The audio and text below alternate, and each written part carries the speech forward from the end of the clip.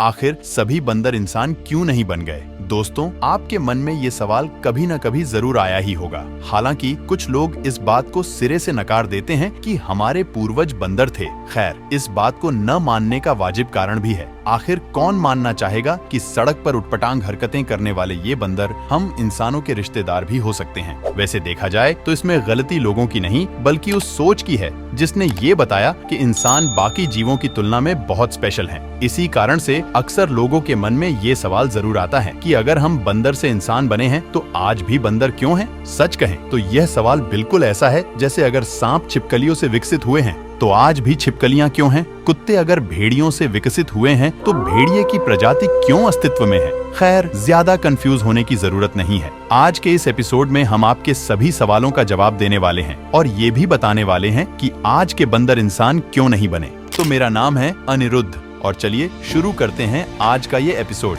दोस्तों, आप सभी ने चार्ल्स डार्विन के बारे में कभी न कभी सुना ही होगा। वे पहले व्यक्ति थे जिन्होंने एवोल्यूशन थ्योरी पर बात की, लेकिन उन्होंने ये कभी नहीं कहा कि हम सीधे बंदर से इंसान बन गए। अगर आप ह्यूमन डीएनए को बंदर के डीएनए से मैच करेंगे तो पाएंगे कि हमारा केवल 93% डीएनए बंदर से मेल खाता है, जबकि चिंपैंजी से हमारा डीएनए 99% तक मिलता है। अब आप सोच रहे होंगे कि हमारे नजदीकी पूर्वज चिंपैंजी होंगे, ना कि बंदर। लेकिन दोस्तों, आप यहाँ पर गलत हैं। हम ना तो चिंपैंजी से विकसित हुए हैं और ना ही बंदर से। एवोल्यूशन की प्रक्रिया में बंदर और चिंपैंजी हमसे जुड़े हुए जरूर हैं, लेकिन हमारा रिश्ता इन प्रजातियों से बहुत दूर का रहा है। आप जरूर सोच रहे होंगे कि जब हमारा डीएनए चिंपैंजी से मेल खाता है तो फिर हमारा एवोल्यूशन उनसे अलग कैसे हो सकता है? तो इस बात को समझाने के लिए हम एक फिंच बर्ड के एवोल्यूशन की कहानी आपको सुनाते हैं। ये वही कहानी है जिससे चार्ल्स डार्विन ने भी दुनिया को एवोल्यूशन के बारे में समझाया था।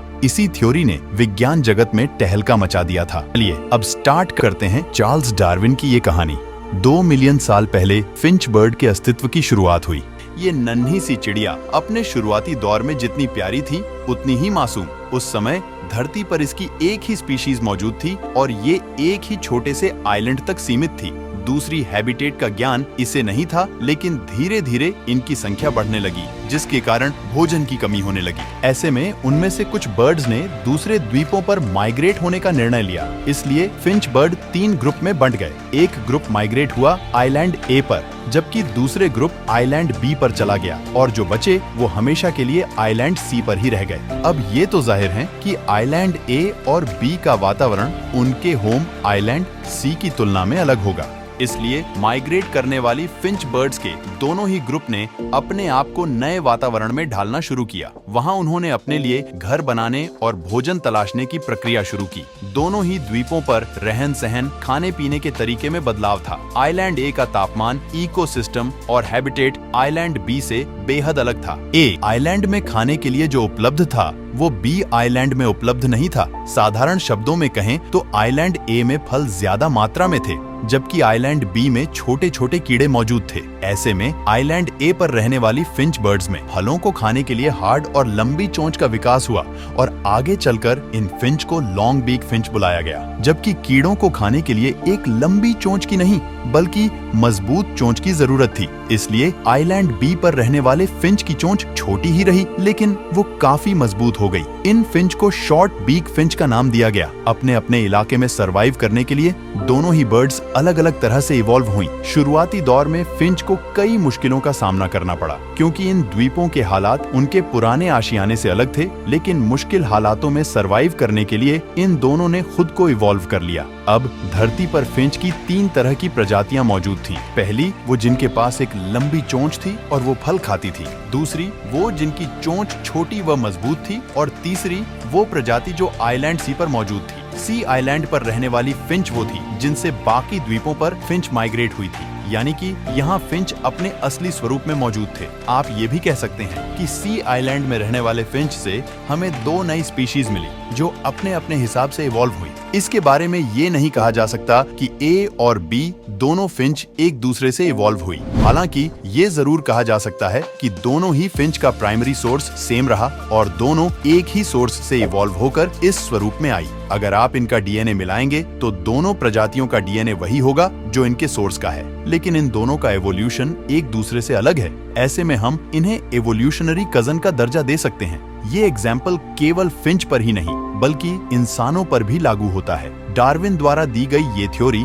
दुनिया में सभी जीवों के एवोल्यूशन को समझाती है। जैसे कि सांप और छिपकली के एवोल्यूशन का सोर्स एक ही माना जाता है, भेड़िए और कुत्ते भी एक ही सोर्स से इवॉल्व हुए हैं। अगर हम इंसानों की बात करें तो ये कहना बिल्कुल गलत नहीं है कि इंसान चिंपैंजी या फिर बंदर से इवॉल्व नहीं हुआ, बल्कि असल फैक्ट तो ये है कि हम इंसान, बंदर तथा चिंपैंजी का एवोल्यूशन का प्राइमरी सोर्स एक ही है। यानी कि पहले कोई ऐसा जीव रहा होगा जिनमें से कुछ इंसानों में विकसित हुए, कुछ बंदर में और कुछ चिंपैंजी में। हम ये जरूर कह सकते हैं कि बंदर और चिंपैंजी हमारे इवोल्यूशनरी कजन्स हैं। यही कारण है कि हमारा डीएनए भी इनसे मिलता है, लेकिन इसका ये मतलब कतई नहीं है कि इंसान चिंपैंजी से ही इवॉल्व हुआ है या आगे चलकर चिंपैंजी या बंदर इंसान बनने वाले हैं। अब सवाल आता है कि अगर चिंपैंजी और बंदर हमारे इवोल्यूशनरी कजन्स हैं, तो वो कौन सा सोर्स रहा होगा जिससे हम अलग हुए होंगे?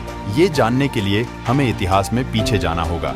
वैज्ञानिकों के अनुसार इंसान और चिंपैंजी ने लाखों साल पहले एक ही सोर्स से विकसित होना शुरू किया था और वो सोर्स थे होमिनिडे। कहा जाता है कि ये प्रजाति हमारी पूर्वज थी। शरीर से ये बंदर और इंसान दोनों ही तरह के दिखाई देते थे। ज्यादातर समय पेड़ पर रहने के अलावा ये झुककर चलती थी। ऐसा इसलिए भी क्योंकि इनके पास लंबे हाथ थे। हालांकि इनकी सटीक शारीरिक बनावट कैसी थी वो आज भी हम नहीं जानते, लेकिन हम एक बात तो पक्के तौर पर कह सकते हैं कि इंसानों और चिंपैंजी की उत्पत्ति इसी प्रजाति से हुई है। आज हम होमिनिडे को अपने ग्रेट ग्रेट ग्रेट ग्रैंडफादर का दर्जा दे सकते हैं। तो इवोल्यूशन की इस थ्योरी से हमें पता चलता है कि एक जगह से दूसरी जगह पर माइग्रेट होने की वजह से हम अलग अलग स्पीशीज में इवॉल्व तो हुए, लेकिन हमारा प्राइमरी सोर्स सेम रहा। यही वजह है कि हम काफी कुछ उनसे मेल खाते हैं। हमारा डीएनए भी उनसे काफी मिलता जुलता है, लेकिन इसका यह मतलब नहीं है कि हम चिंपैंजी या बंदर से इवॉल्व हुए हैं, बल्कि इसका मतलब ये है कि हम एक ही फैमिली ट्री का हिस्सा हैं। अब आते हैं हमारे सबसे दिलचस्प सवाल पर। ज्यादातर लोग बस यही जानना चाहते हैं कि आज चिंपैंजी या बंदर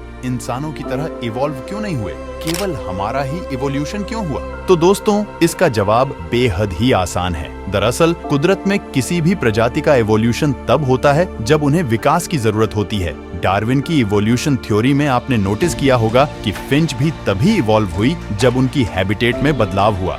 भोजन खाने के लिए जब उन्हें एक लंबी चोंच की जरूरत हुई तो उन्होंने अपनी चोंच का विकास किया। अगर वह ऐसा नहीं करती तो वह भूखी मारी जाती। कुछ ऐसा ही हम इंसानों के मामले में भी देखने को मिलता है। इंसान इवॉल्व इसलिए हुए क्योंकि उन्होंने पेड़ से नीचे उतरकर जमीन पर चलने का रास्ता अपनाया, जबकि गोरिल्ला और चिंपैंजी को ऐसा करने की जरूरत महसूस नहीं हुई। उन्होंने अपनी पुरानी कंडीशंस में रहना ही बेहतर समझा। जब वो पेड़ और घने जंगल में मजे से जिंदगी बिता रहे थे, तब इंसान अफ्रीका के मैदानी क्षेत्रों में फैल गए। भोजन के लिए उन्होंने ज्यादा समय सतह पर बिताना शुरू किया और इसीलिए ये दो पैरों पर चल पाए। इसके बाद इंसानों का विकास कैसे हुआ वो हम इस वाली वीडियो में जान चुके हैं। और अगर आप ये वीडियो देखना चाहते हैं तो चैनल सब्सक्राइब करके आपके सामने आई इस वीडियो पर क्लिक कर दीजिए। और आपको ये वीडियो कैसा लगा कमेंट में जरूर बताएं। अगर आपको ये वीडियो पसंद आया तो इसे एक लाइक जरूर करें। मैं आपसे मिलता हूँ नेक्स्ट वीडियो में, तब तक के लिए नमस्कार।